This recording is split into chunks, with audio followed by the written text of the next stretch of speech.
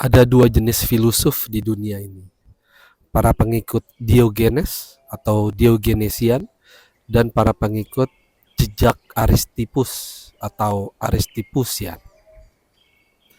Yang pertama adalah Diogenes, seorang filosof dari Yunani yang hidup pada abad keempat sebelum Masehi. Sebagai pengikut mazhab sinisme, ia dikenal dengan ajarannya perihal kesederhanaan dan kejujuran dalam hidup. Bahkan konon katanya, saking sederhananya, ia hidup di dalam tong yang terbuat dari tanah liat.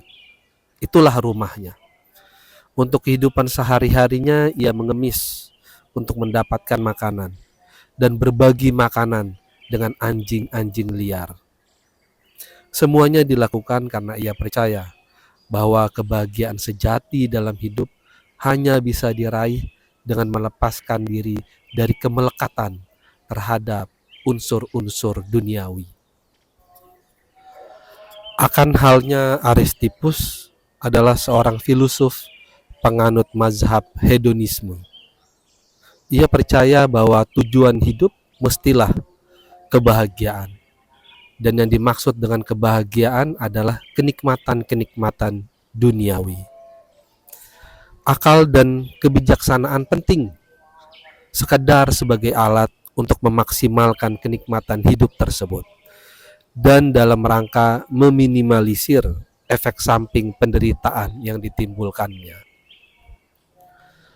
Suatu ketika, keduanya bertemu di jalan. Aristippus melihat Diogenes sedang menyantap makan malamnya yang sangat bersahaja, sepotong ubi liar. Merasa iba, Aristippus yang terbiasa hidup enak berkata, "Ikutlah denganku mengabdi kepada Raja yang agung, maka engkau tidak akan perlu lagi memakan sampah seperti itu." Diogenes selalu menjawab, "Jika engkau telah terbiasa, jika engkau sudah belajar memakan ubi seperti diriku, maka engkau tidak perlu lagi menjilat pantat raja." Demikianlah dalam hidup ini kita kerap melihat ada dua jenis filosof, dua jenis ulama, dua jenis ilmuwan, dan orang pintar lainnya.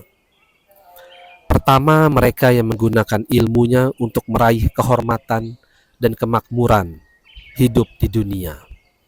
Termasuk di dalam kelompok ini adalah para profesor dan peneliti yang mendapatkan gaji dari pemerintah.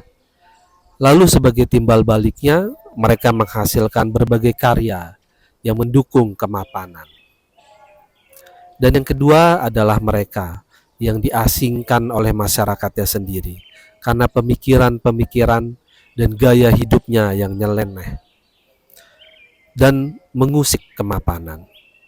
Termasuk di dalam kelompok ini adalah para guru dan ustadz di pelosok-pelosok yang dengan ikhlas mengajar tanpa pernah berpikir sedikit pun untuk alih profesi, menjadi tukang cuci piring dalam proyek MBG pemerintah saat ini.